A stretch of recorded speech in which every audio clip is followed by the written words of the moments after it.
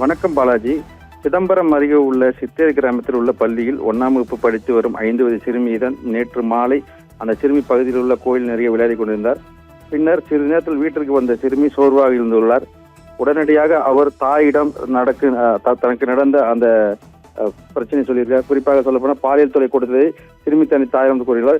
விளையாடி கொண்டிருந்த சிறுமியை வெங்கட்ராமன் தூக்கி சென்று உள்ளாடை கலட்டி விட்டு பிறப்பிறப்பில் கையை வைத்து பாலியல் செயலில் ஈடுபட்டதை சிறுமி தாயிடம் தெரிவித்துள்ளார். இதைத் தொடர்ந்து இந்த சம்பவம் குறித்து சிறுமியின் தாய் சிதம்பரம் அனைத்து மகளிர் காவல் நிலையத்தில் புகார் அளித்தார். அதன் பேரில் போலீசார் போக்சோ சட்டத்தின் பிரிவில் வெங்கட்ராமனை கைது செய்து நீதிமன்றத்தில் ஆயர்படுத்தியுள்ளார். அதே போன்று பார்த்தோம்னா தமிழகத்தை பொறுத்தவரையில் தமிழக முதல்வர் ஜோசப் விஜய் அவர்கள் பெண்களுக்கு எதிராக இது போன்ற சம்பவங்கள் நடைபெறாமல் இருப்பதற்கு தான், அதாவது இது போன்ற சம்பவங்கள் நடைபெறாமல் இருக்க தான் சிறப்பு காவல்துறை அதிகாரிகளை நியமித்திருந்தார்.